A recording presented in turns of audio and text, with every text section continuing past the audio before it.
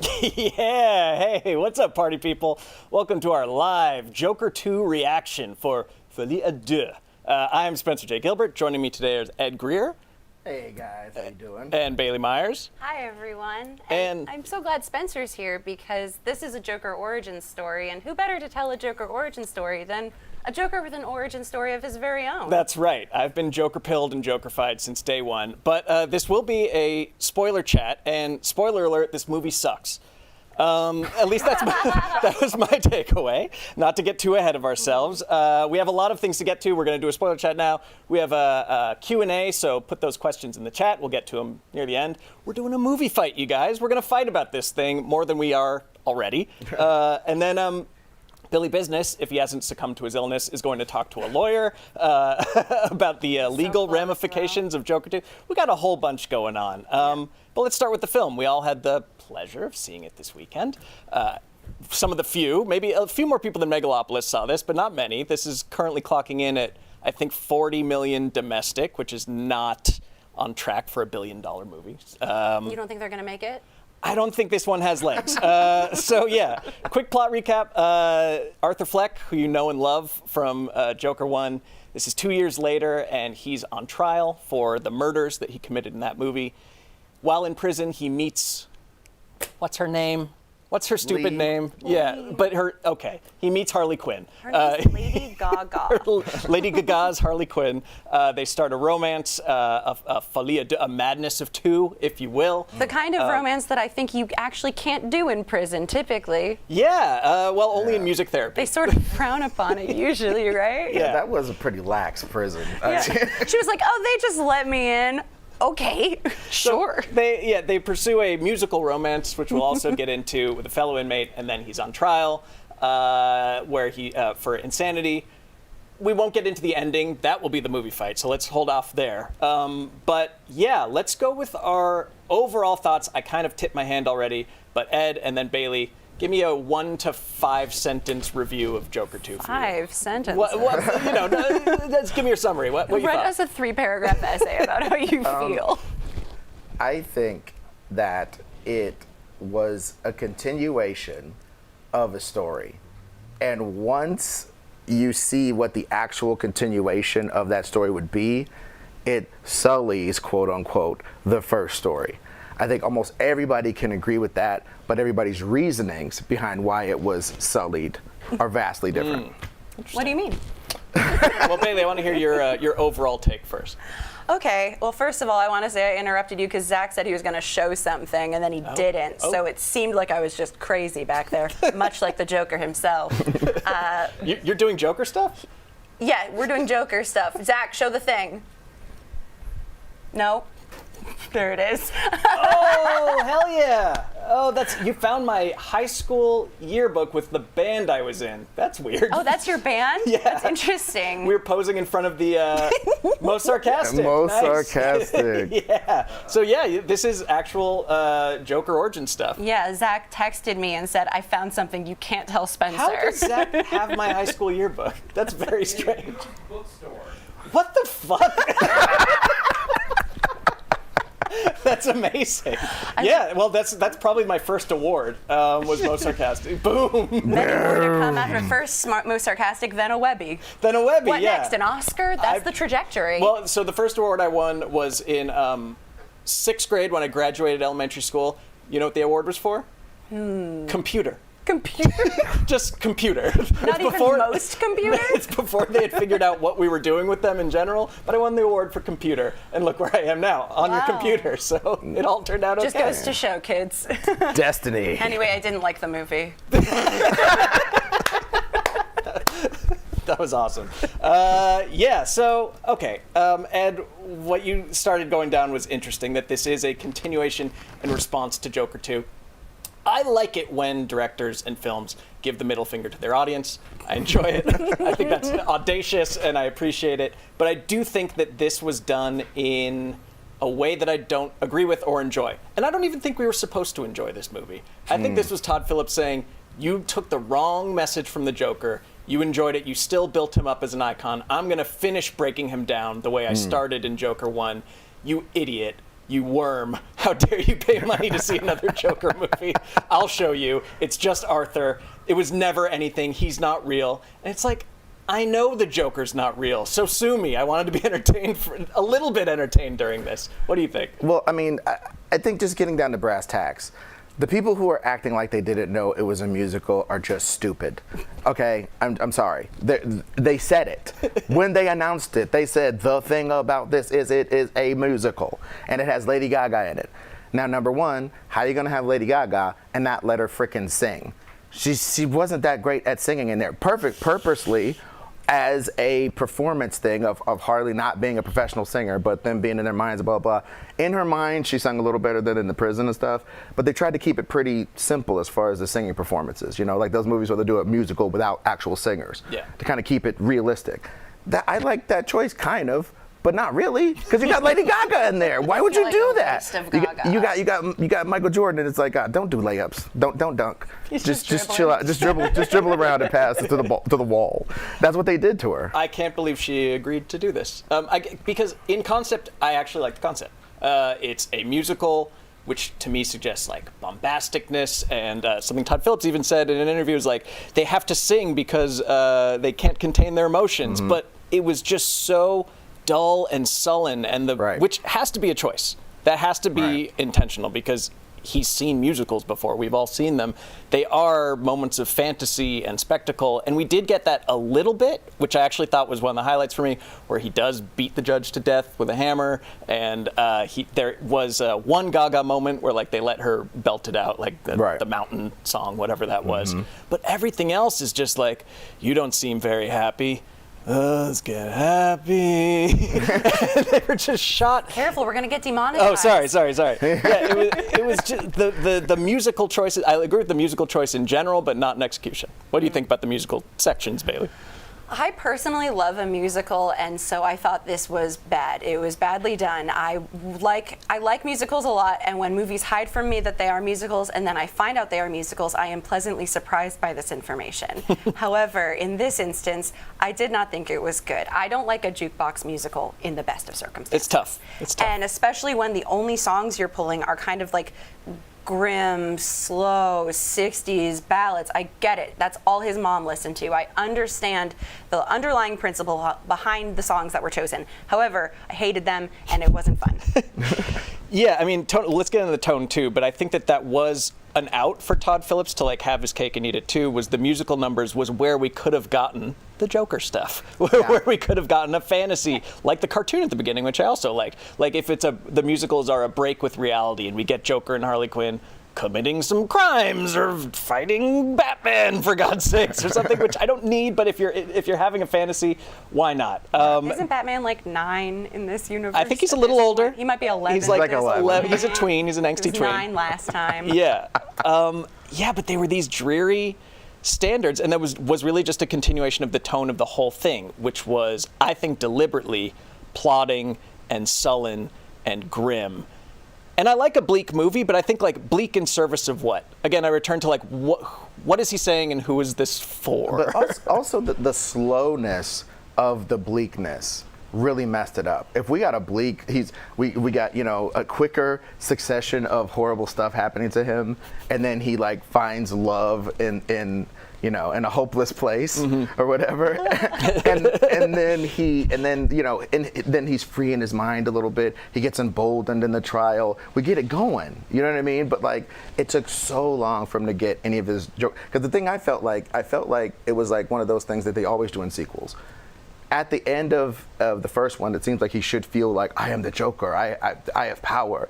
And then this one, he's right back to Arthur Fleck, and then they have to build him back up to thinking he's the Joker. That's right. And then they take it away again. Yeah, the first one, he was Jokerfied. Yeah. By the end. It ended with him Jokerfied, and it picks up with him back to being Bonnie Arthur. Right. It's almost like Alien 3, when they're just like, oh yeah, the Hicks and Newt are dead. Forget it. Nothing happened in the 2 that was important. Yeah. So, okay. I don't know. Like that Todd Phillips is one solution to like, oh, I don't know what to do. It's the last act of my movie. I guess we could hit Arthur with a car.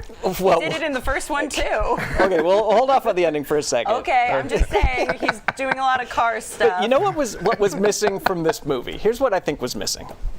You guys, society. society was missing for the. You took the Joker out of society. I think that was what I think worked for me about the first one, and excuses a lot of the excesses and maybe misreads of it. Was Joker's deterioration was mirrored and reinforced by Gotham's deterioration. Yes. There was like losing social services, there's the garbage strike, there's the billionaires that don't care about you, there's the Wall Street guys beating you up on the train. That was crucially informing and like justifying, I think, what was going on in Arthur's head. He's so isolated. His one connection, Harley Quinn, is not enough for me. She's just telling you, like, there's a sweet-ass Joker army outside. You should really check it out. Like, you're a hero. Like, you don't see any of that until that very end, where it's just, it kind of implies that there's that he's created a movement. But without that, it's just, I know it mirrors his isolation because he's in prison and he has no connection to the outside world aside from Harley. But it makes for such a dull watch. It's just not interesting. And you don't even get that thing of like the Richard Ramirez's and all these like, I guess because they kill people and they're famous, they're handsome guys that get on the true crime podcast and everybody creams all over them, and they say okay, cool, these guys are murderers but they got charisma. Yeah, they got this fake charisma that the media gave them, but they do have charisma. So let's have him have some pen pals. Let's have him use Harley to talk to his army that she's informing him of, and he's like, well, I think you guys should do XYZ, and then they all do it, and he sees that little bit of power, and that jokers him up a little bit, I think there was an interesting thread there that they started but didn't really pull on, where he has the interview with Steve Coogan, right? And why was he in this movie? I'm never mad at a surprise Coogan. I mean, he had my last name, so it did feel really like it was for me specifically. Yeah, I didn't he's want to be speaking in the to movie you either, though. I thought that was like at least a possibility of the way Todd Phillips would take this is, it's actually the media that distorts the image of these horrible or broken people, and people take the wrong message because it's filtered through TV and film and stuff like that. But that just didn't seem to be an interesting thread for him. It seemed to mostly be like, no, he's a bad guy. The end. He just went on TV and did what you expected him to do. It's like, I saw what Todd Phillips was doing. I get it. Arkham's a microcosm of society. Oh, wow. The guards are like this, and then Harley Quinn is representative of all the people who loved that first movie and saw it a bunch of times and claimed they saw it more, and then they want to fuck Joker, and everyone's uncomfortable about it. I always see what he's doing, because he is as subtle as a brick. But I just, there's no artistry there. Like, it's just not done well. Like, Todd, I want to believe you made it unenjoyable on purpose, like Due Date or The Hangover 3. But unfortunately, I just don't think he has. I believe it, though. No offense, Todd Phillips, but I don't think you're very good at making movies. And I think that when you set out to do something, you don't do it well, ever. Well, I think that for what it's worth, I think he's caught lightning in a bottle, intentional or otherwise, with The Hangover 1, which, say what you will, but it had jokes that weren't like, he's standing right behind me, isn't he? Like, it made jokes out of character and situation. Obviously, it hasn't aged well, but I like where what do you mean? Yeah. We're already demonetized as hell. And then Joker 1, again, I don't want to call it a masterpiece, but I think that was accidentally a good movie for me. And I do think that charisma-wise, a lot of the load is carried by Joaquin Phoenix, who's also in Hollywood jail for what he just did with was it Todd Haynes? He backed out of a movie with like 10 seconds to go and ruined a lot of stuff. So he's probably not going to get a lot of award buzz this time. But I do think that a lot of this is carried by, or at least made bearable by, just like, he's a charismatic dude. Like, well, and also I just think a lot of times you have to, as a filmmaker, if you do wear your influences on your sleeve, it's better. A lot of the film people will be like, yeah, well, I recognize you pulled this from this and that. But the average humans on Earth, the people who gave that first, frankly, piece of crap with a great score, the people who gave that so much aplomb was because it was well made in exactly the same, worse, but well made in exactly the same way as the movies that influenced it. Sure. I would defy you to find the musicals that this movie was influenced by. I would defy you to find them. La La Land. I mean, dour sort of weirdly lit musicals, I don't think exist that much. Sweeney Todd had better like mood lighting than this movie. Les Miserables, but I mean. Yeah, what's in the title? They're miserable. Well, I'm just saying. All I'm saying is, if I could see the influence of, I don't know, Star is Born or whatever, or like something good, or Seven Brides for Seven Brothers, or whatever the hell. If I could see the influence of something bombastic, some Oklahoma section where it got super well lit for a second, and they were doing all this cool stuff, but like everything is filmed like, we got a nightclub for 10 minutes. Let's go ahead and get these guys in Afro wigs for the mountaintop scene, and all this different crap, and slap it together. Yeah, I thought the first one was obviously like a Scorsese homage. It was King of Comedy and others. But this one, Billy said it reminded him of Funny Games. You ever see that movie? Oh, yeah. Where they are doing everything but turning to the camera and saying, "You're a sick fuck for wanting to watch this, aren't you? Yeah. Well, here's what's going to happen next." But More I tragedy. also, just real quick, I also think that is a continuation of I don't understand what people saw in the first one that would belie what happened in this one, other than in the first one, some of the, there were more events. It seemed like there were actually more events in the first one. I think this one was trying to spread out fewer events and have longer shots and more a meditative thing, because we are in prison. We don't have the stimulus of being out, the dopamine of being out in the world. Yeah. We are slower. We are in prison. And then once the courtroom starts, it's a rehash, literal relitigation of the events of Joker. It's like those episodes where they're like, "Hey, Blanche, remember that one time we all ate ice cream at 3 a.m.? Oh no, we're then trapped in the freezer.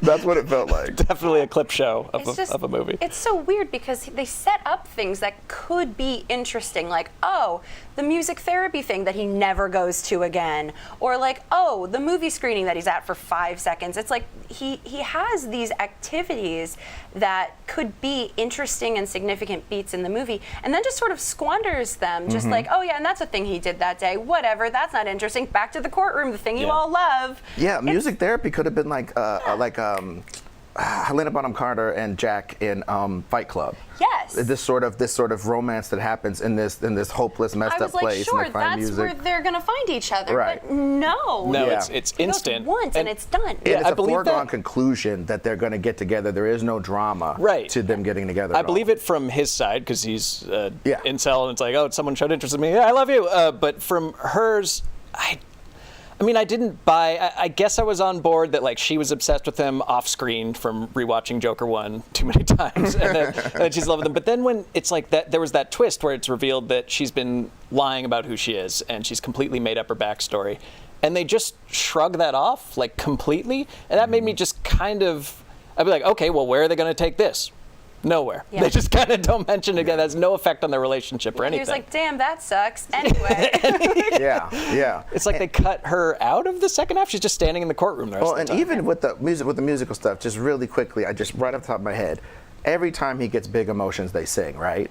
So towards the end, when something huge happens, if he's in the middle of a musical number and that thing happens, and he doesn't really realize that actually happened in real life, because he's so much in musical land, it's like, oh, a bunch of pyro went off in his head, but in real life, it's this horrific event, and he's stumbling around with blood coming out and of his he's ears or shocked, like, whatever. what have I done? At that point, that makes a little more sense. Yeah, that would be bombastic, like a musical's supposed to be, but it's like the most muted musical, the slowest, one of the worst courtroom dramas I've ever seen. the crummiest musical, and the most dour, like, biopic. Yeah. Okay, so let's briefly pause to talk about some things we liked, because there were a few things that I enjoyed. I already said I do like the audacity, and I like it on paper. I like the idea of doing a musical about the Joker's insanity defense with Harley Quinn. Mm-hmm. That wasn't really the movie we got, but I think that you could make a good movie with those ingredients. I like the supporting characters. I like Catherine Keener, always. I like Steve Coogan. Brendan Gleeson is the prison guard, and I forget the actor, but Puddles. I thought that was like the one moment of like pathos and feeling for me was that moment of him on the stand of being like, no, like you've traumatized me. His testimony was genuinely moving. Yeah, I thought that was good. Do you guys have anything nice to say? I liked Lady Gaga's hair and makeup and costumes. Yeah, that was cool. Okay. Oh my God. You know what? I think Brendan Gleeson, that's his name, right? Yeah. The guard. Brendan Gleeson is like, comes off the bench, 15 points in 16 minutes. You know what I mean? He's just busting. You know what I mean? I really feel like he was trying to save this movie himself. Yeah. He established the entirety of the reality of the prison sequence. Without him, that prison stuff doesn't mean anything at all. kind of didn't. Yeah. But it doesn't mean anything at all without how real he is. And I think his relationship with Arthur, and Arthur feeling as though they got this, like dudes in war get together because they're in this weird situation and they're brothers. Yeah. Even though they might not like each other, like me and Miss Wisniewski fought each other in boot camp, but now we're best buddies because we went through this crucible. He thought he was getting that with Brendan Gleeson, and then he doesn't. Oh, he doesn't. He does not. Yeah, I And did like thought that was kind of moment. interesting. There was a nice moment where like Joker taps him on the back and then Yeah. he slaps him in return, and it's like, no, don't get too comfortable here. Right. It's like a synonym or a metaphor for the whole movie, where it's Yeah. like, just when you think this is gonna go somewhere satisfying, no, they're gonna slap you in the back of the head. Right. And I think what people are mad about, honestly, is this, besides the musical stuff, this is the logical conclusion of what would happen to Arthur. Maybe he would stay more Joker in prison, find ways to cut himself and use his blood to make makeup. And they go, stop doing this, Arthur. And he's just like, no, I'm the Joker now. And they're just like, dude, stop it. And they beat him and they beat him and they beat him, but he's still Jokerized. And they're just like, well, we can't beat this out of him. Then he goes into court, he does his bombastic stuff. Bombastic stuff happens. Yeah. That could be a great movie. I feel like that could be good. But in reality, this Fleck guy can't keep it up. It's a bunch of bull crap. Yeah. He can't keep it up. So the movie shows us that. And the audience goes, no. And there's this part of the audience that thinks there's some power in insanity because they see that Batman is insane. And Batman's consistent insanity has saved thousands of millions of lives over the course of DC history. His commitment to the bit of being a psycho in a funky suit in a basement is somehow, we laud that. So there's this opposite effect from the people who think that Joker and Batman are some kind of binary that equal two sides of the. Shut up with that stuff. But the people who buy into that have to give this power, this psychological power to the insanity of the Joker. They have to have some method to the madness. Yeah. Wherein this movie says, no, there isn't, dummy. Right. And that's why people think that they're being assaulted by it.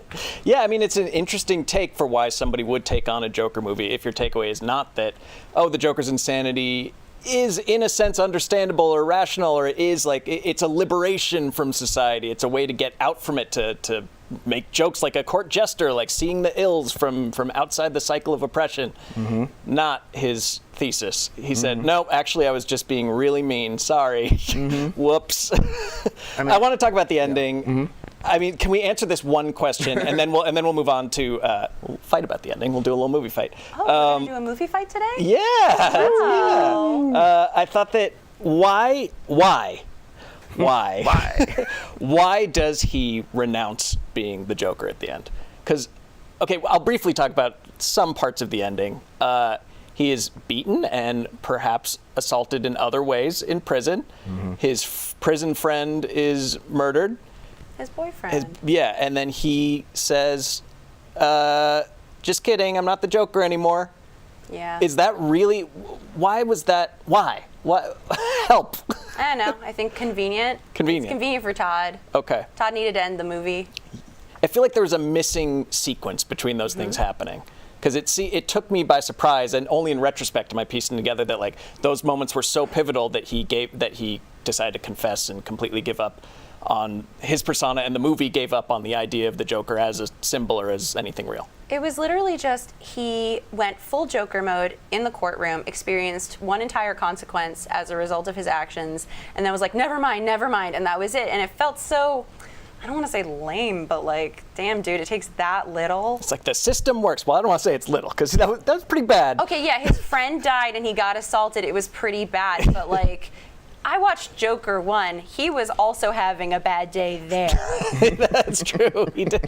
Right. And they made him that was more like a Joker. Wednesday for the Joker. Yeah. That just made him more Joker. So how come this bad day made him less Joker? Yeah. What kind of bad day does he need to have that amplifies versus decreases? Yeah, I think besides what we're going to talk about as far as what we're fighting, I think just a better sort of progression of those events maybe could be he tries to renounce Jokerdom somewhere in the intimacy. Give me a couple. Maybe don't take 3 minutes to show that the Joker is sad in a room, right? Save those couple minutes for a scene. What about another cigarette? Right, yeah. You know, there's a couple, just give me a couple scenes of him maybe trying to renounce the Jokerness to Harley in confidence, like after sex, or because like one thing that was really interesting to me. One thing that would be really interesting to me. Joker has sex in there, and bro, it would have been the perfect message to the fans that as soon as he has sex, he goes, "This Joker stuff is stupid as hell." Oh my God, I've been wasting my life on this nihilistic garbage. I'm free. You know, that would have been perfect. Metaphor. Yeah. It's a metaphor for how Todd Phillips thinks the fans want to fuck Joker. Well, I just felt like, boom, he has sex and all that stuff goes out of his head. And then she goes, wait a minute, no, I want to bang you because you're crazy. And he goes, damn, I got to act even crazier. Good point. Oh, and then he starts, and then she ropes him back in with the sex and the aplomb, from not only from the people, the sex of you being a media star and the sex of actual physical sex. I think that combo could bring him back to Jokerness, and then he gets knocked down at the end or something like that. That could be a great progression. But again, you never got that sense of him interacting with the outside world, except via her. So I can think of no better place to end for now. Well, we get ready to talk about the Joker 2 ending and maybe discuss some ways we could improve it. So let's cue up a little honest trailer while we get reset, and we'll get ready for a movie fight. Keep that Q&A coming. We'll also come back to that soon. All right. Thanks, guys. Joker. Prepare for a film the media said was too dangerous for you to see, which made audiences way more excited than regular marketing ever could have. Cruising its way to $1 billion on a $55 million budget because it got hyped like a cinematic fear toxin that would turn you into the Joker, even though it ended up being a mumblecore Scorsese riff about the world's saddest clown. Hey, I wish movies turned you into the protagonist. I've been watching Iron Man for 12 years and I'm still a moron. Journey to 1980s Gotham, where the garbage is high, the clown rental business is booming, and everything is yellow.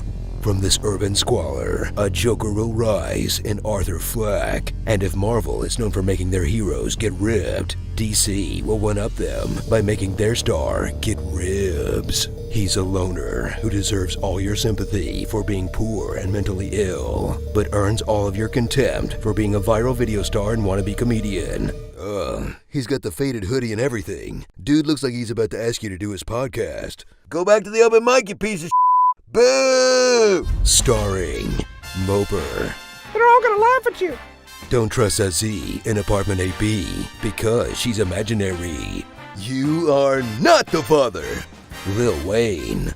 Don't you go round and round to re-row. I heard you paint faces. Hey Arthur, are we cool? And Stairs.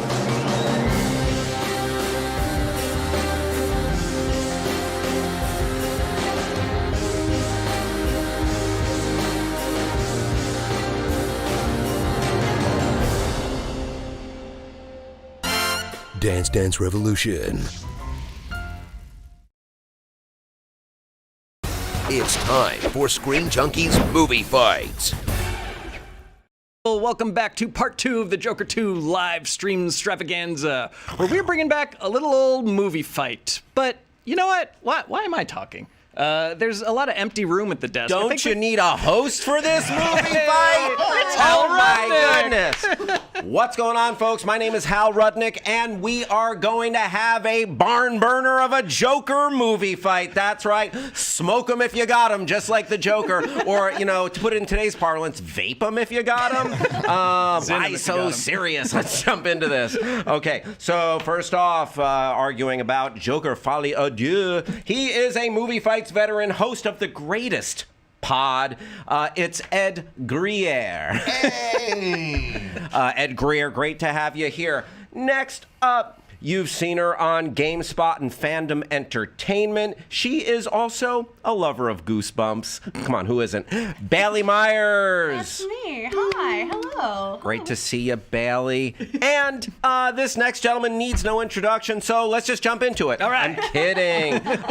Last but not least, he is the head writer of Honest Trailers and one of the last original... Oh, he is the last original Screen Junkie standing. They're all gone. They all are in their graves, just like the. Can we spoil the movie on this? Yes. Oh, yeah, please. Just like the Joker is now.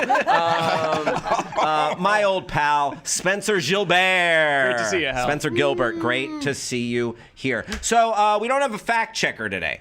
And so I'm just going to ask, keep it above board, no fibbing, no lying, and just make it convincing. Okay? So I won't know the difference.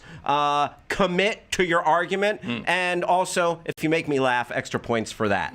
A couple of rules. This is a one and done round. So give it everything you got. And whoever wins this round will meet a special final boss in a speed round. All right, so good luck with this because you're gonna need it. Let's jump into the question, folks. Wow. Let's get nuts. Question one, and the one and only Oh, wait, they're doing the thing. Stop this fight, I'll shoot you. I can do this all day. There we go. You get it? We're gonna fight. Okay.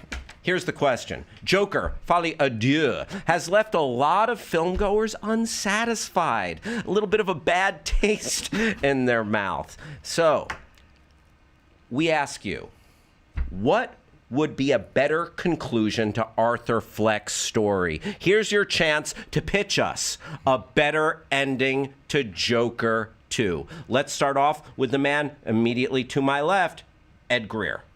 Okay. How much time do we have? 1 minute. As long as you want. Okay, fine. Forget it. You know what? I'll say TikTok if it's Okay, dragging. gotcha. Okay. Look, I'm going to commit to what Todd Phillips did. I'm going to commit to his vision. Okay. He's a deconstructionist at heart. At the end of that movie, he sets up a character that could conceivably grow into his own Joker by slashing his own mouth after he stabs. I feel like we didn't really say what actually happens in the end. Give him a quick recap of that. The courtroom blows up. And then Joker stumbles into the street, gets picked up by some dudes who are going to conceivably be his gang or whatever, but he rejects them almost instantly, runs to the classic steps, meets Harley, says he doesn't want to be the Joker anymore. Harley says, what do we need you for if you're not the Joker? Bounces on him. He's like, damn. Then he gets arrested, put back into prison. Then he gets stabbed up by a dude who then, after he stabs him, after telling him a stupid joke and stabbing him, he cuts his own mouth and starts laughing maniacally as the Joker dies. That's the ending. Okay, now my time will Nicely commence. done. Now my time will commence. You've literally told me the actual ending instead of pitching a new ending. I asked. He said quick recap. Okay, now my time will start. Now look, given that ending of what Todd wanted to do, all I'm doing is a little tweak. I'm doing Todd's vision. The Joker is in the car after the explosion of the courtroom. The Joker gang guys grab him up, they put him in the car. He is in the car with them, and then he thinks, maybe I'm going to reject them, maybe I'm not going to. And then a black socked fist punches through the side window, cutting himself, almost fatally probably, punching one of the guys. The other driver gets out of the car and runs away. And we see these two arms pull Arthur Fleck out of the back seat. And it is a guy in like the worst Batman suit of all time. He's got like socks on his hands instead of gauntlets. He's got wonky ears. He looks so stupid. His black eye makeup is showing and it's running down his mouth because he's so sweaty. And he's kind of fat.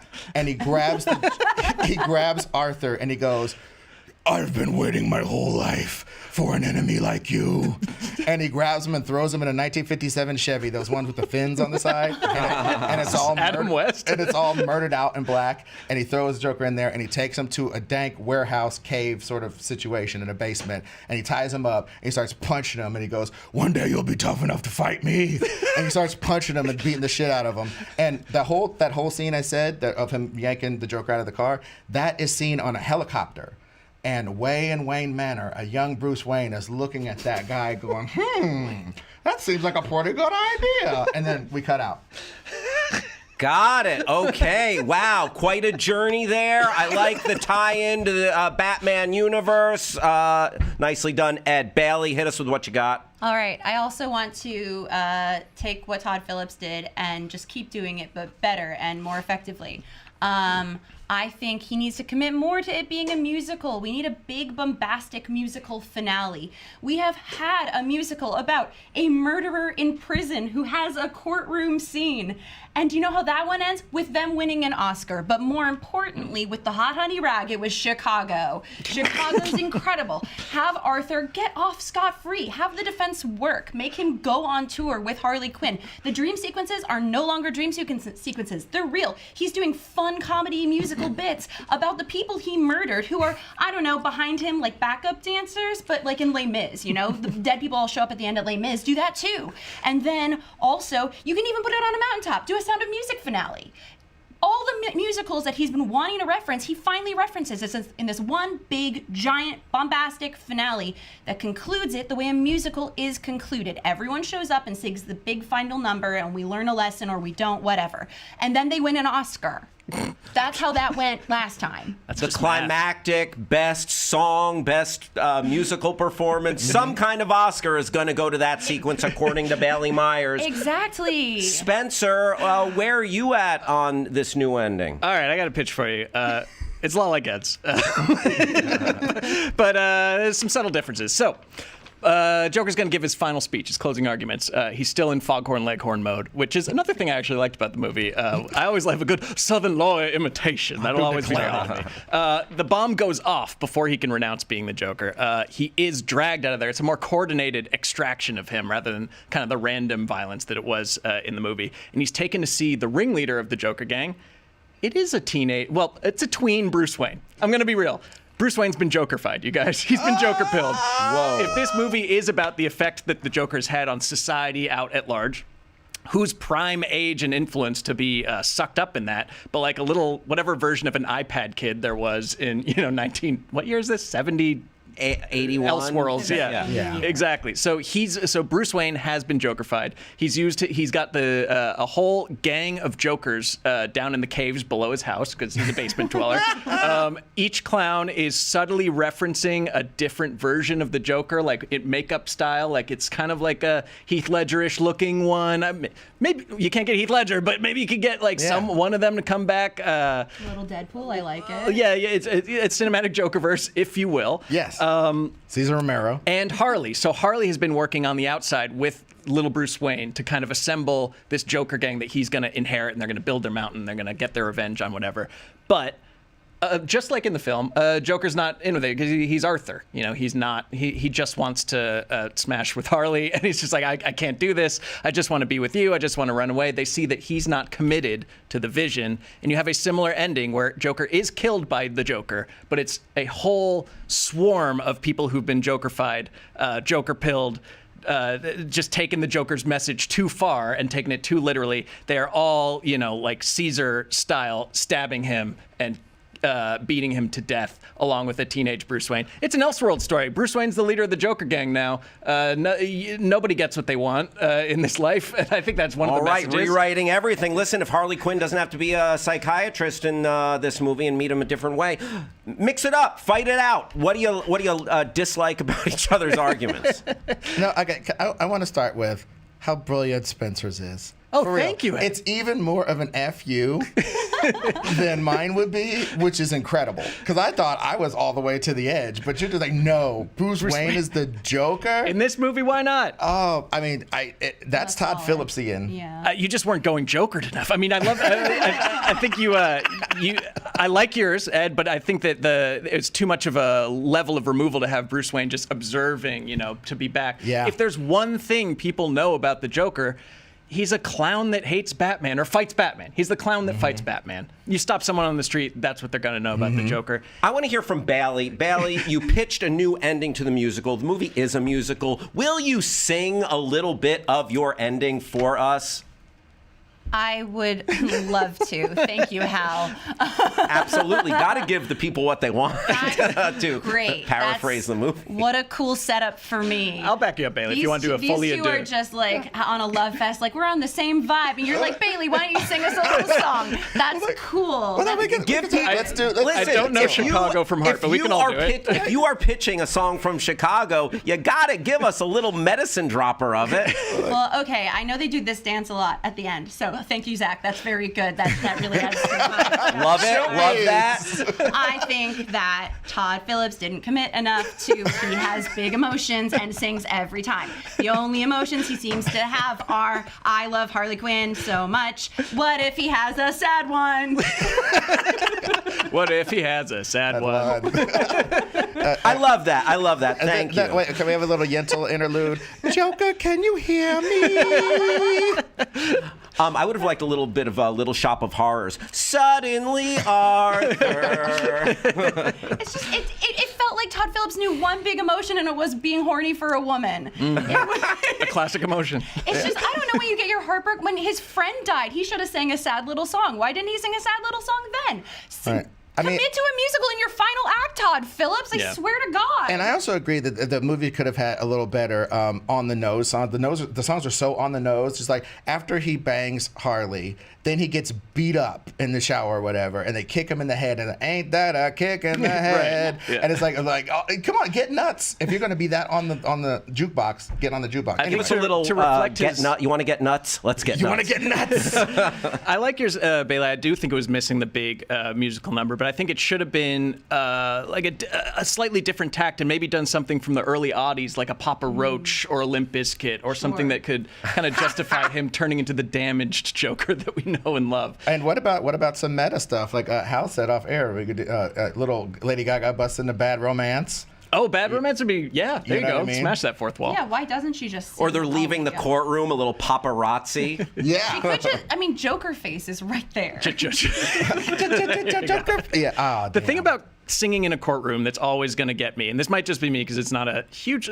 This crowd probably knows Cop Rock. Do we know Cop Rock at this table? I know the reference. I think I've seen part of an episode. A singing cop show that got canceled after one season. Yes. One season, you say? That's surprising. An entire season, though. No, someone's on the first episode of this and said, yes, don't pause this. Don't leave this video, but write down on your notepad next to your laptop, Cop Rock. And after this, go watch Cop Rock because it's a courtroom drama where the emotions of the courtroom get so high that the entire jury has to get up and be like, guilty, he's guilty, we think that this guy's guilty. And that it doesn't stop there. It's got like 6 episodes. I think they're all on YouTube, and it is definitely worth your time. Better than Joker 2. Pretty cavalier way to sentence a man to life in prison.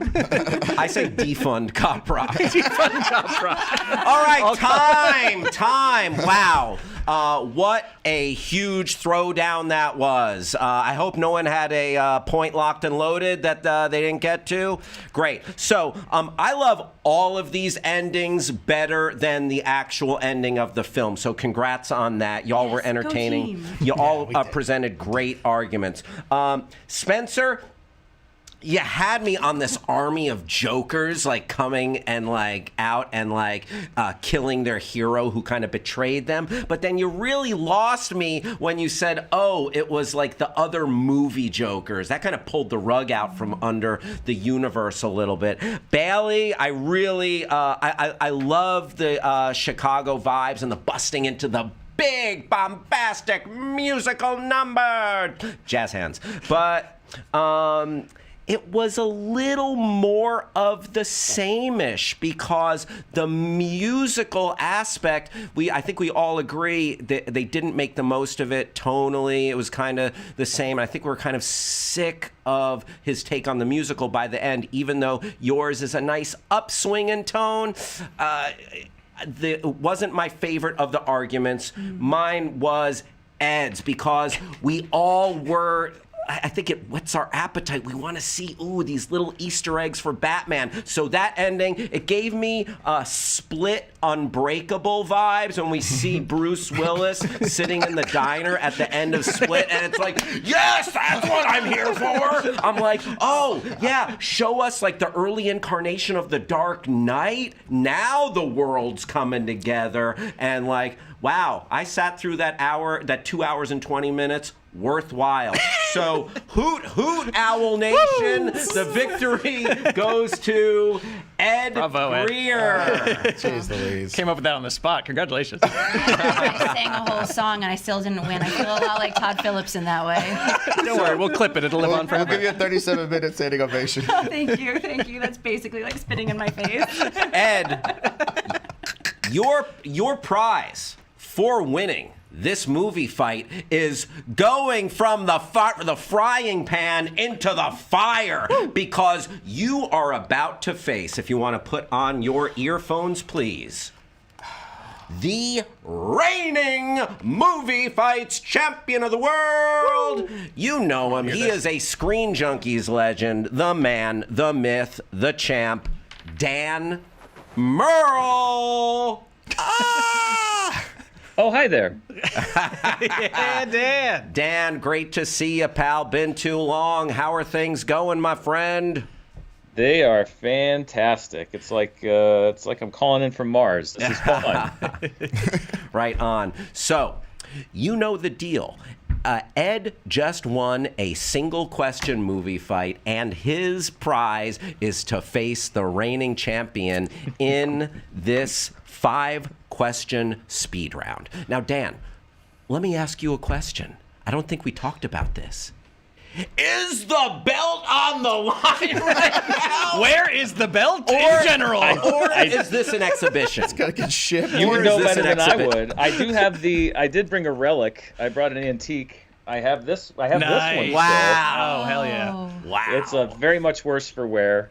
I don't know if I don't think it's on the line. I don't know. It's in If it was a belt storage match. somewhere here. We'll dig it out. Okay, this is just an exhibition. Maybe we'll do this another time, and the belt will be on the line. And then, Dan, if you lose, which is a rare occasion, you'll have to FedEx the belt to somebody. Fair enough. But the belt is not on the line. This is an exhibition just for bragging rights. Okay. Let's jump into. Remind me how much time they get. I'll keep time. Okay.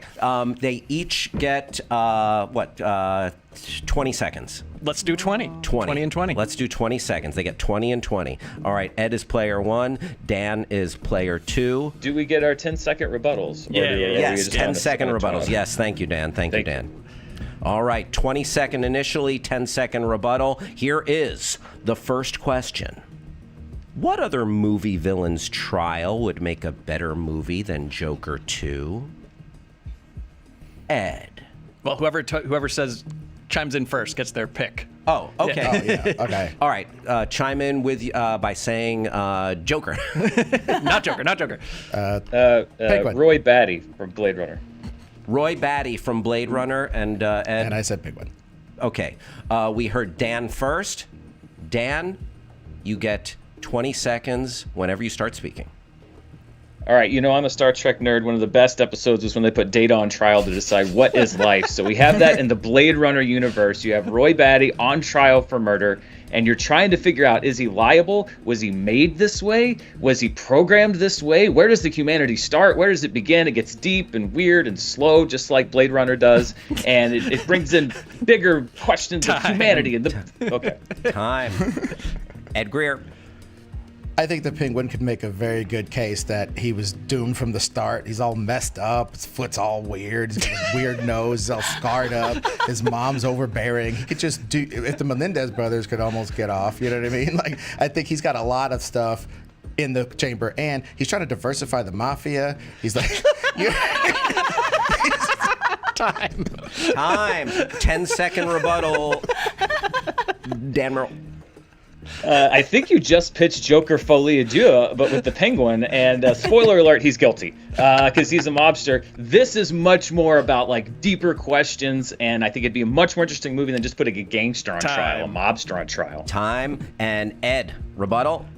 I would just have the guy that played the Inquisitor in Star Trek come and just ruin Roy Batty's argument, because there would be nobody as good as Riker to get Roy Batty off.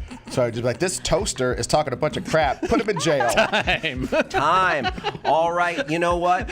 Solid arguments from each, but you were both reminiscent of what we just saw. You said it was going to get long and deep and weird, Dan, which is like the movie we just saw was very long and pseudo deep, and then you just pitched something in the same universe, which is a little too reminiscent of that. But Ed, I got to give the point to Dan because you just brought Star Trek into the Blade Runner universe, and I don't know how that would work. Hope someone got fired for that blunder. 1 point, Dan. Next question. Riker lost that trial, by the way, just for the record. Sorry. Okay, shout your answer as soon as you have it. What director would have likely made the finished film even worse than Todd Phillips's version? Oh. Zack Snyder. Oh, damn, that's good. We got Zach. Ed? 5. The Safdie brothers. The Safdie brothers. Okay. So we have Zack Snyder, we have the Safdie brothers, Uncut Gems, Good Times, etc. All right, let's get 20 seconds on the clock for the champ, Dan Merle. If you thought Joker Folie Adieu was too long and too dark and too up its own butthole, wait till you see Zack Snyder's Joker Folie Adieu. Every bit of subtlety that might have been in this movie, congratulations, that's the text of the movie now. And any small amount of flash or creativity that you enjoyed, well, get ready to replace those colors with brown and gray, and somehow wheat is going to be involved. I don't know how, but it's going to be cold. Somehow wheat is going to be involved. All right, Ed, 20 seconds on the clock, Safdie brothers, whenever you're ready. Well, if you think this movie needed more Kevin Garnett, you know, then the Safdie brothers would certainly bring that. Why would you have me put on this Joker makeup if I couldn't have you as the Joker? You know what I mean? Like, and I just think the overall tone that those guys bring is so anxiety-inducing that it is the exact opposite of the quiet of this movie, which would be against the rules. Time. All right, 10-second rebuttal, Dan Merle. I mean, Uncut Gems was a great movie about making a really damaged, unlikable character interesting. I would have liked to see what they did with Arthur Fleck. And yeah, put KG on the stand. Your Honor, I'd like to question Kevin Garnett. And he shows up on the stand. That's incredible. I'd watch that movie. Ed. Yeah, I'm not going to concede this, but that was so funny. The hot fuck Leghorn rejoinder. But yes, I just think, damn it. Time. Ding, ding, ding. TKO. You know. I was against the ropes and I slid down and somebody started spraying my mouth with Gatorade. And here's the thing. Anything is possible. Dan did pitch a potentially worse movie. Ed, the movie you pitched sounds like a banger. I want to see that one. I picked the Safdie brothers, everybody loves them so much. Yes. All right. It is 2-0 Dan Merle. So Ed needs to run the table here. Ed needs to run the table. Dan takes this. He shuts us all up. All right, here we go. What was the worst scene/moment in Joker 2? Shout out your answer.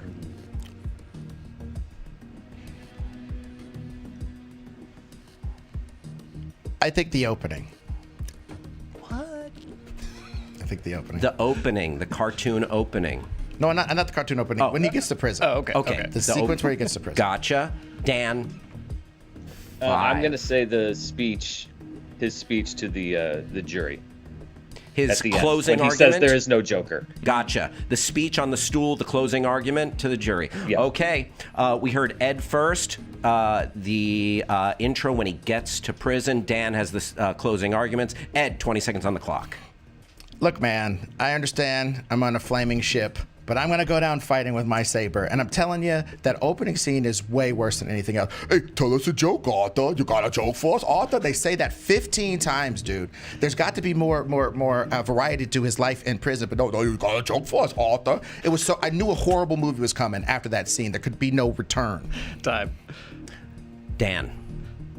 So the scene where he's talking to the jury, that should be the moment where everything comes together. And it was completely unmotivated and unset up. And instead of that being a powerful moment in the movie, I was sitting there going like, wait, what? Because like, I get what they're doing, but like, how did we get here? The movie completely failed to establish why he's saying that. And so the movie really had a moment that it needed that it didn't have. And so I think that like the critical structure Time. Rebuttal round, 10 seconds. Ed. I honestly think it's a horrible scene, but it kind of works for this horrible movie because the director is trying to tell you you're not going to get what you want. And in the penultimate scene where he's trying to do his best F. Bailey, he fumbles it that hard. It's a big screw you, and it's exactly what Todd wanted. So thusly, to me, it's a great scene. Dan. I think the opening sets the tone for the movie. It sets up his relationship with the guards and a lot of the stuff that pays off later. And yeah, the end, like I said, I admire the intention of it, but it's just the construction around it. It fell completely flat at a really important moment for me. Time. Ed takes this one. It was Todd Phillips' intention, and you're not going to get what you want. He renounced the Joker persona, and it works in the way Ed framed it there. 2-1. Question number 4. Joaquin Phoenix famously won an Oscar for his first go-round as Joker. We want to know, what's the worst performance ever from an Academy Award-winning actor or actress? So someone who's won the trophy, what's their worst performance for an Academy Award winner? Al Pacino in Son of a Woman.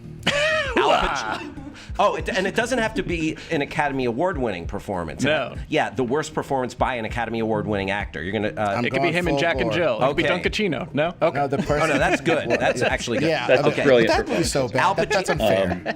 Al Pacino, Scent of a Woman, his Oscar-winning role. Yeah. And Dan. There's so many to choose from. I'm racking my brain here. I'm gonna go 5, with 4, 3. Cuba Gooding Jr. in the movie Boat Trip. Oh, I was going to say radio. Okay. We're already demonetized. I thought he was going to say Snow Dogs. Okay. Okay. So we have Cuba Gooding versus Al Pacino in Scent of a Woman. Cuba Gooding Jr. in Boat Trip. Ed, we heard from you first. 20 seconds are on the clock. I'm just going big because this was so misunderstood by people as a great performance. It's maddening. And the fact that it beat Malcolm X, where Denzel Washington has played like 7 different characters throughout history of a biopic, it's just incredible that people gave that Foghorn Leghorn goofy ass performance and just over the top crap more precedence than other great performances. It's time. Dan. Cuba Gooding Jr. won an Academy Award for basically having charisma, and yet he is not able to inject 1 ounce of that charisma into Boat Trip, which is a god-awful movie. So many times you have a terrible comedy that's actually saved by the personality of somebody in it. Cuba Gooding Jr. can't even muster that. It is astonishing that he could not put in a good performance, a decent performance after winning an Oscar. 10-second rebuttal, Ed. To me, it's specious at best to say that Cuba Gooding Jr. won his Oscar for charisma, when in fact it was a great script by Cameron Crowe that he performed okay. Time.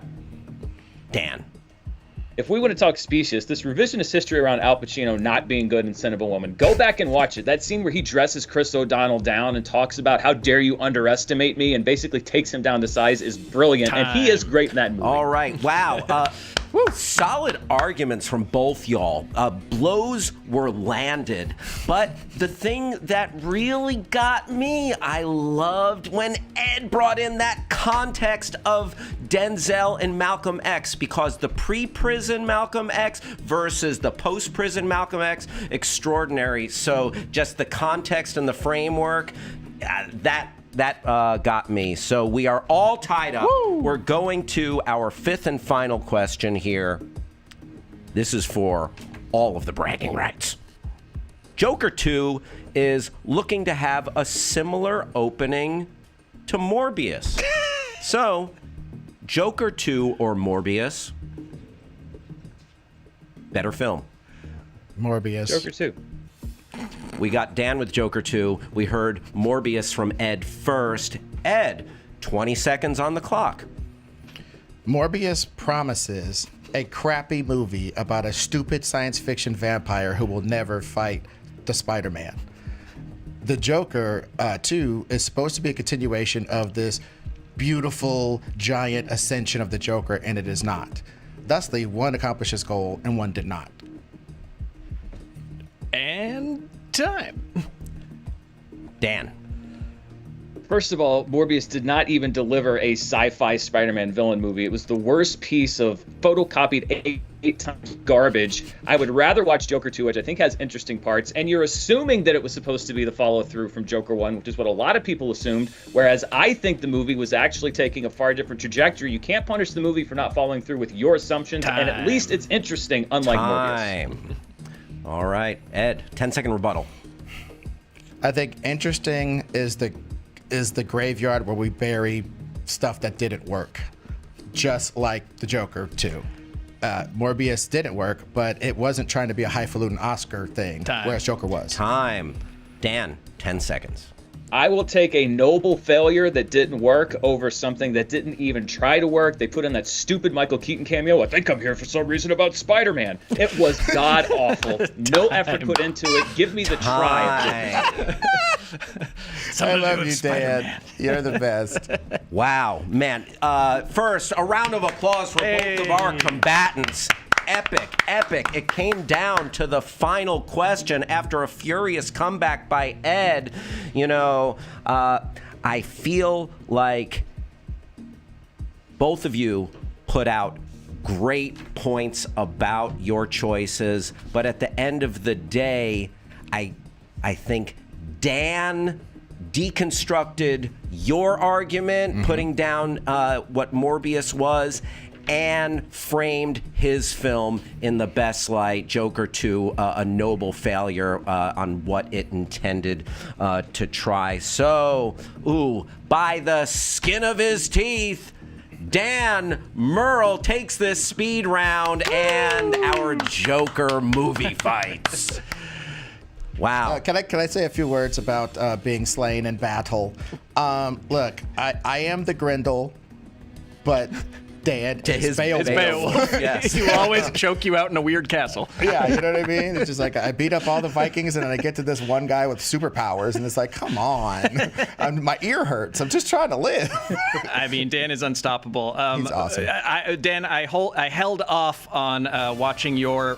Oh, nice music cue change. I held off on watching your Joker 2 review because I didn't want to be sullied before we made this video, but that is the first thing I'm going to watch after this. YouTube.com/Dan Merle Movies.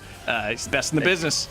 Yes. By the way, an answer that would have beaten all of you guys, the director that would have made the worst Joker movie, Petoff, the director of Catwoman starring Halle Berry. Of course. The singular Petoff. The singular named Petoff. Also, Halle Berry's Catwoman, she won an Oscar, and that was a terrible performance. Dude, oh man, that's right there. But this was so much fun. Spencer, Bailey Meyers, who's... not dead. We're going to do a Q&A right after this, so we're going to move over to the couch with Bailey. Ed Greer, and my old pal Dan Merle, and Owl Nation. Percival's in the house. Percival's in the house. So much fun. Thank you for having me, fandom, and I'll see you at the movie. Bye-bye. Bye-bye. Hi, it's me, Bailey Meyers. I'm not dead. I'm over here. I'm supposed to vamp until they walk all the way over from one side of the studio to the other so we can answer Q&As. There he goes. There's one right now. I hope you guys liked Joker 2 more than we did. And if you did, feel free to leave comments in the chat. I'm Bailey Meyers, and this is your Q&A. Ed, are you joining us for this? No, I don't want to. Okay. Yeah, come on. Come on over. Sit right here. Everyone's got a squish, though. So have they all come in yet, or should I be checking? Nah, we'll just yell real loud. Let's lean in and talk to Ed. Yeah, talk to Mike. Perfect. All right, so what do they got? So nice to be in this chair. Oh yeah, you're like just barely on camera. This is great. Okay, so our first question is from Sky the Magnanimous. What's next after the failure of Joker 2? No more DC Elseworlds films? Question mark. There's still Matt Reeves' Joker, Barry Keoghan. I'm sort of like an evil person. We still get his Joker, right? There's another Joker. Yeah, they always got one in the chamber. Exactly. Yeah, we already have one, right? If you were to cast a brand new Joker, because we'll never stop having Batman, we'll never stop having Spider-Man, we'll never stop having Jokers, who would you all want to see play I honestly like Barry Keoghan. He's a weird little wet creep. I think that is a good. He's always wet. He's always sort of soggy. Maybe it's, I heard that's why Sabrina Carpenter broke up. it's too soggy. I got hyperhidrosis. Oh, there goes that dream. I thought that like in Matt Reeves' hands, I guess like he's earned our trust till he loses it. He can do a Joker thing. Absolutely. I'm loving what he's doing with Penguin, so I don't see why he can't also do a good thing with Joker. Yeah. Yeah, I would trust Matt Reeves to do probably the first so-called realistic Joker. It seems like his scars have actually shaped him. He wasn't an adult who got dropped in a vat. It seems like he's like a teen, 20-year-old person who's already messed up and only going to get more messed up and only going to get more in tune with what the Batman's frequency is as he ages and blossom into a villain. Hell yeah. Sorry, are you implying that this Joker, the one we were just talking about, isn't realistic? Confusing. Okay. It was gritty and real. I just hope the Barry Keoghan, we only got to see a little bit of it in that deleted clip from that kind of leaked online, and I felt that was a little underwhelming, so hopefully there are more levels to it, because that was a little underwhelming and kind of on the nose for a Joker portrayal. Yeah. Plus, he needs to take a trip to Sephora, right? Okay, on that bitchy note, John asks, is there any way this movie, Joker 2, could have been worse? How would you all have ruined it even more? Wow, you gotta just... How?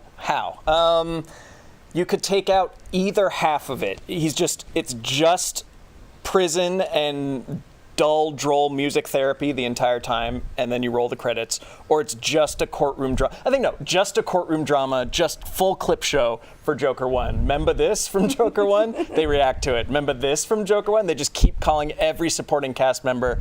They have the ghost of his mom. They have the other clowns that held the signs. And they just keep bringing people back and reacting to it. See, here's my thinking. I think the way to ruin it is to do the exact same twist from the first one where Harley's not real. Oh. And just present it like it's the first time they've done that twist. Why does this keep happening? Yeah.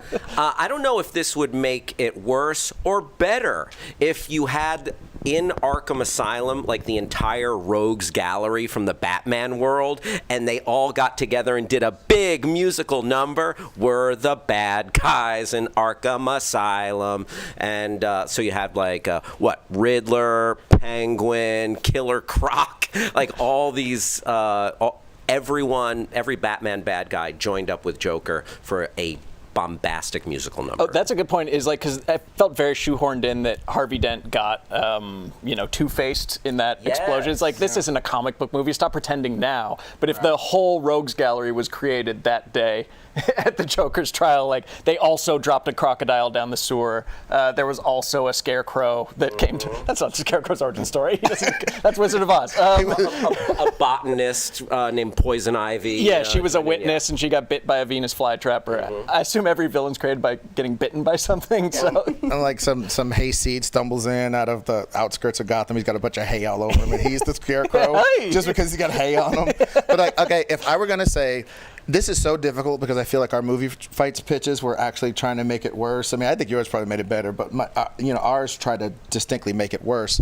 So I exhausted my brain on that. But just off the top of the dome, I could say, what if instead of the movie, they just showed you all of the interstitial and B camera footage of the rehearsals of the music numbers, and Lady Gaga's just bitching at Homeboy for being pitchy.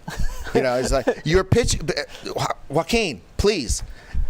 You know what I mean? It'd be the other way around. It'd be Todd Phillips being like, less energy, more somber. Well, that's what I'm saying. Then he would come in and tell her to shut up because she's messing up his vision. He's like, I am a singer, Todd.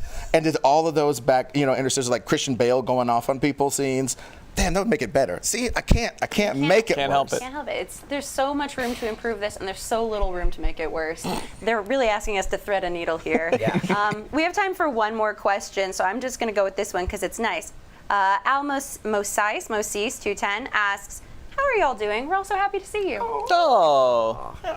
Yeah, where can the people find you guys, Hal, Ed? Yeah, I'm thrilled to be here, and I'm doing great. Just became a dad this past year, and yeah, having fun doing lots of comedy stuff. And you can find me at Hal Rudnick on Instagram and Twitter, also known as X. The everything app. The everything app. You can. I am so glad to be back and hanging out with you guys. It is my girl's hitting me up with comments, from the chat and stuff, and it's so heartening to have intellectual congress with you guys.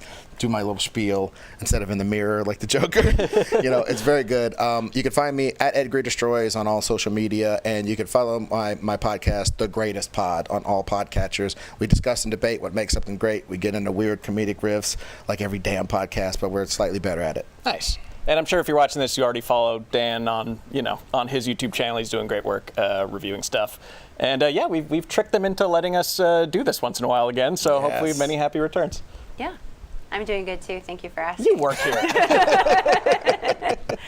Well, I think that's it. Spencer, do you want to do the outro? It feels more appropriate. Yeah, that's the Q&A. Please come back. We'll do this again for maybe Venom. Should we do this for Venom? We gotta do it. Guys, we gotta do it for Venom. Yeah. We'll probably be back after that one, which I think is in a week or two. But now, before you go, I think we have Billy Business on the line with an actual legal degree holding lawyer, not the Joker, not representing himself, to talk about some of the legal implications from Joker Folie Deux. I think we have them right now.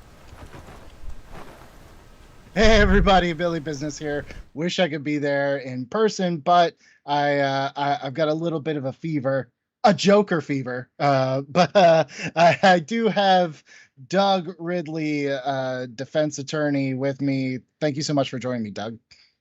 Yeah, no, I do really have a law degree, and I'm really a lawyer. So, yeah. A very accurate intro for you. I'm super happy. So we talked a little bit back when the first Joker movie came out. So now let's look at the new Joker movie and see if anything's changed. And I want to go right off the bat. Let's talk about the big elephant in the room, which is Arthur fires his lawyer halfway through this trial and starts defending himself. Now, I want to ask you, in something where your defense is, I'm not sane, I'm not competent enough to stand trial, are you really even allowed to defend yourself in this way? I mean, couldn't you just be pretty biased, just shouting nonsense at the jury? And would a judge even really allow that in this kind of case? That was an awesome question. There's so many parts to it. Yes. No, I'm just messing around. No, I mean, the answer to it is, yeah, you have a constitutional right to defend yourself. So you're allowed to do that. And anytime that ever happens in the courtroom, the judge hands you a piece of paper and says, we want you to fill this out because we want you to know that it's a terrible idea. And we want you to sign on all the lines on all the way down the paper. It's a terrible idea. And they usually quote, oh, only the man who represents himself has a fool for a client. Ha, ha, ha. And they go through all of that, but they're allowed to do it. Now, carrying it all the way through, every once in a while, there are some folks that are not really okay to do that. They're not really that competent to do that. And so what will typically happen is that the judge will assign another attorney to be their wingman. That's the best way to describe it. So they still have another attorney sitting at counsel table, and they can talk about whether or not they actually have everything that they need, and are they talking about, what did they do, and what's a proper objection to be made. And so they end up having a legal counselor, and we definitely have seen this happen where a court will allow somebody to represent themselves, but then they'll actually force the fired attorney to still sit with them and give them some advice. So I think realistically, even in weird early 80s Gotham, that probably would have been what we would have seen. Just made it a lot, well, I don't know if it made it more interesting, more complicated. Wow, you got the whole curtain effect. That was amazing. Yeah, I guess that's the cue to stop with that phrase. So thank you. So, okay, I want to ask your opinion. was this like the shittiest judge ever? Because he goes out of his way to say, I'm not going to let you make a circus of my courtroom. And then we cut to Arthur. He's in full Joker makeup and, excuse me, sir, can you take the stand? Like, is this judge, do you think that the cameras in the court have anything to do with that? From your experience, do you handle something very differently when there are cameras around, knowing that this is honestly more sensational, more entertainment in some ways than it is an actual kind of, we're seeing it now with this revival of this whole Menendez brothers thing. How does the cameras affect that? And is this judge is he shitty? Because he seems shitty to me. Well, yeah, he's shitty. There's no question about that. He's terrible. He's awful. He's bad. And I mean, what was even the point of that line? Like, why? What was the point? To punctuate that he had no control over his courtroom and that he was going to have a circus because there was a clown? I mean, I don't know. It was super bad. But then every once in a while, he would actually make legitimate comments like, "Hey, we're going to control this. Hey, just a reminder, you're not on stand-up right now. You have to give a closing argument." So sometimes he would actually act like a judge. But yeah, I mean, this wouldn't be the first time in film or in real life where a judge made decisions because of cameras in a courtroom. And as lawyers, as real lawyers, real licensed lawyers, we have to be a little careful about, commenting about judges and things like that. But it was no secret that during the OJ trial, Judge Lance Ito took a ton of heat because he ended up allowing a lot of things to happen in front of his courtroom. And a lot of times, a lot of those decisions gave the defense the upper hand. So, yes, I mean, there's definitely some time there where judges make challenging decisions because they've got cameras in them. I mean, but what the hell do you do if you got the Joker in your courtroom? I mean, if you got, there's media circus and then there's media circus. So. And Al brings up a good point in the chat. It should have been in the movie, maybe just a little bit. Definitely. I think so. Al brings up a great point in the chat. He said, to be fair, it's also a reminder of how bad the Gotham criminal justice system is, which no arguments there. All right, I want to ask you about something else. We heard Dan bring up the closing arguments from the movie fight. Arthur admits, now this was interesting, he admits he's originally charged with killing 5 people, the 3 Wall Street guys, his co-worker, and then obviously Murray. He admits that he actually killed 6, which was he killed his mom, which no one knew but him. So what happens if somebody admits to a crime that nobody knows about in the middle of a trial? Like, do you stop? Do you just let that go? I mean, obviously, like, that's a big deal. You can't just gloss over it. I mean, for sure, sometimes in trials, you have people do things that are surprising. And there definitely have been trials where people have confessed in the middle of trial. Pretty unusual for somebody to confess to a crime that they're not charged with in the middle of said trial. But what would happen is it wouldn't necessarily be a thing where they stopped the trial or anything along those lines. I mean, at that point, there are so many reasons for the judge to try to stop it and declare a mistrial. I mean, we're way, way, way, way, way beyond that. But I mean, in the real world, I think what would probably happen is they'd reopen an investigation into his mom's death. They'd find some sort of evidence of force on her neck and her face and whatever, assuming that it didn't seem like it had been that long that she passed. Who knows? It was Joker time, so it could have been years. But I mean, go back in, reinvestigate the case, give just enough, and then have his confession be what has him convicted of it. So I don't think he would get away with it. I think he would probably just have a second trial about that exact thing. So I brought up the Menendez, which is kind of interesting. They've been in the news a lot because of the Netflix series, not too much unlike, they say, this made-for-TV movie about the Joker. And they just had a new documentary drop today where they do new interviews. I want to ask you, as a defense attorney, in the movie, Arthur goes to Patty Meyers, who I'm assuming that's Gotham's version of doing like Dateline or 2020. What are the risks and kind of the rewards of doing such a high profile interview before, honestly, one of the biggest murder trials of all time? Like, is it even worth it? I mean, the news reporter is going to want it, right? There's no question about that because it's super newsworthy. If you can get somebody who's currently on trial, everybody's going to be watching that. As a defense attorney, you never allow that, not ever. I mean, there's an argument there that maybe they're trying to make the jury feel more passion for them, or, you know, maybe they're trying to taint the jury pool a little bit or something along those lines. But nothing good comes of that. I mean, I definitely have had high profile cases where media called and I talked to my client. I said, you're never going to do this, but I have to pass along this request. And we just said no, because there's nothing good that can come of that and in that moment at that time. And the people that are making decisions on the case, the prosecutor, the judge, and even potential juries, I think can see through that. And so everyone sees through the games. There's no downside there's no upside. And then you saw what happened in this one, right? He loses his cool. He starts yelling. And I mean, I have no idea what the hell the defense that they were trying to argue in this case was anyway. But I mean, it certainly didn't help him that he lost his cool on the interviewer either.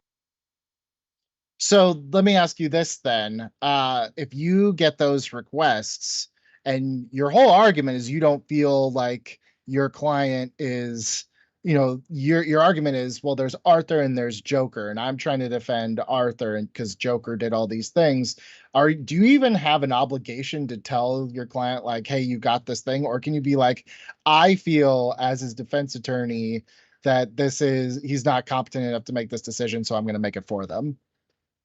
I think it's a great question. And I mean, the question of competency in general becomes a much, much bigger issue. And they addressed on it for, like, if you were really listening carefully for about half a second in the movie, because Harvey Dent was on TV at one point saying that he was confident that he would be competent to stand trial. Then they didn't explain what that was. It wasn't clear at all what they were talking about, but I kind of understood that. As far as the client having his decision about the interview, generally speaking, most lawyers will have enough control over their clients to tell them what's going to happen and what's not going to happen. I mean, I want to respect my client's wishes, but if they're going to do something stupid that's going to destroy their case, I let them know I don't want you to do that. And if you really feel passionately about it, well, there are other lawyers out there. I mean, you can get another lawyer. But I mean, I think that we have a higher obligation to make sure our clients don't do something stupid. But then I think the other question you asked, Billy, was about competency, and this is a much, much, much bigger issue for everything that was going on here. So Philly's Officey, great username in the chat, says, I feel like I know the answer, but how ridiculous was him being in the clown makeup during that trial? Have you seen, I mean, maybe not to that level, but have you seen anything where you're like, I can't believe this is happening in a court of law right now? Well, you know, I mean, you have to pull yourself out of it just a little bit because it's Joker. So of course he's going to be in makeup. He's going to wear that persona, right? He's going to have the funny voice, which was weird because he never used that voice before that point in the film. But besides that, I mean, he's going to have the voice. He's going to have the Foghorn Leghorn accent, and he's going to wear his best Joker suit and his best Joker makeup. I mean, I guess. But yeah, it was ridiculous. It was absolutely ridiculous. I mean, you know, the judge cited precedent that's actually real that says that people are allowed to wear makeup in the courtroom. But sure, I mean, the whole thing was ridiculous. And then there was a question of what was the director's purpose in making that happen? What was the actual argument and the defense? Were they trying to prove he was crazy? Were they trying to prove he was sane? Were they trying to prove he was two people? Were they trying to prove he was incompetent? Were they trying to prove that he was sad? So it's hard to assess the how good that strategy was when it's not clear what the heck they were even trying to do. I mean, even when he had an attorney, it wasn't clear what she was trying to do. So let's fast forward now to kind of the end of this trial. A car bomb goes off. It blows up the Gotham courthouse. Is it a stretch to think that Arthur could be charged with inciting that kind of, that kind of violence, given the history and the way that the trial was going and the things that he had said up until those closing arguments, at least. No, I think just like at the end of the first movie when you had all of the drama and all of the violence going on in Gotham and Bruce's parents, I mean, and everything, you would have to show that there was some level of incitement. There was some level of, hey, let's go up the street and blow up this building or something along the lines. That's inciting violence, actually, as it turns out. So, but we didn't see Arthur do that in this movie. What we saw is sad clown sitting on the bench, deciding that he wasn't Joker anymore, confessing to new crimes, and then it blows up. So he wasn't in that moment or even in the steps leading up to it. We never saw him encouraging violence. I mean, that was one thing, I don't know, that maybe would have made it a little more interesting. I think Ed mentioned at one point, right? I mean, if there was some sort of Joker asserting power into the community of Gotham, that might be a little interesting. And then maybe, yes, you could you could charge him for inciting violence because he's taken some active steps. Him just sitting on a stool, it's not like he was making a speech in front of a bunch of followers or anything. We have another question from Al here. Random question, but could a client have special concessions during done for them in court, like Joker saying that Harley had to have a good seat in the court? Like, are you allowed to have those VIP requests?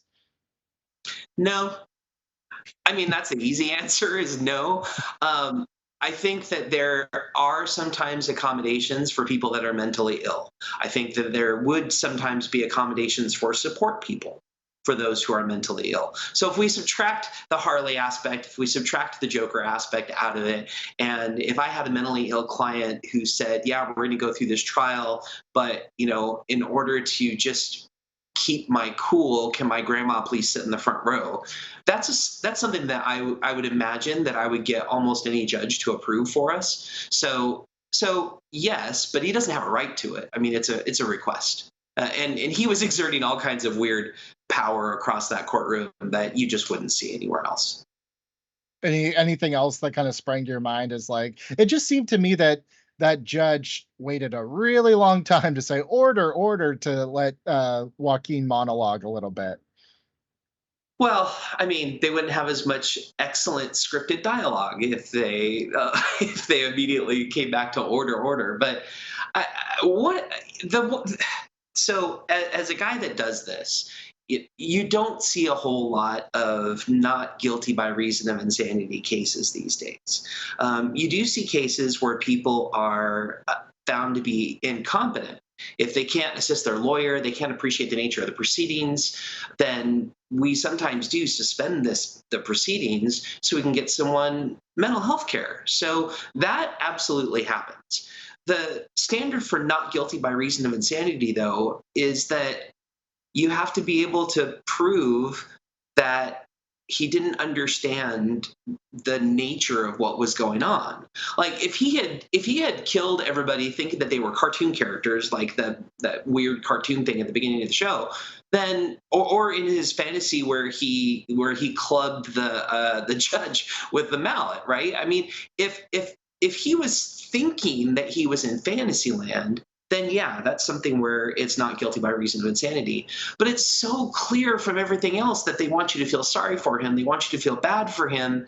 So he's sad and he feels conflicted about what happened, or he's just angry and he believes that they deserved it. So there's never a thing where he's so completely disassociated from reality that it's a not guilty by reason of insanity. Now they do this attempt to try to say that there's two different people, but even then that is just none of it was fleshed out, and none of those mental health sort of defenses were handled correctly or fleshed out in the right way. I mean, we see that all day, every day. We work with folks with mental illness in the court, so it was really hard to watch this and see just a complete bastardization of that across the screen. Do you think Catherine Keener gave it her all? Did she give it the good old college try? Well, I don't know. Gosh, I don't know. Billy, there's just so many things that were wrong with this movie. It was just so bad. Like, I'm trying to be like professional in real life Yes, lawyer I and know. everything. I had I to listen to the guys rant for, I mean, they're right about everything. It was terrible. And I'm not even mad about the songs. There are people that are mad about the songs. I'm not even mad about the songs. I just didn't understand what they were trying to do. What were you trying to do, Mr. Director? What were you trying to do? What was why did I sit and watch that for 2.5 hours? Anyway. So you could be here with us today. That's why. That's exactly it. Yeah. Well, I think it's safe to say that from a legal standpoint, this movie's terrible. I think the last 90 minutes have proved legally not a good movie. But Doug, I want to thank you so much for watching this movie and coming to talk to me about it. You're a pro, and we'll definitely have you back to talk more legal stuff. And that does it, ladies and gentlemen. That's it. That is the end of our big Joker live stream. I hope it was everything you wanted and more. You got a spoiler chat, you got a movie fight, you got everything. Doug, thank you so much for coming to talk legal. Maybe we'll do Venom. I don't know. Do symbiotes have rights? We'll save that for next time. Thank you guys so much. We'll see you next time.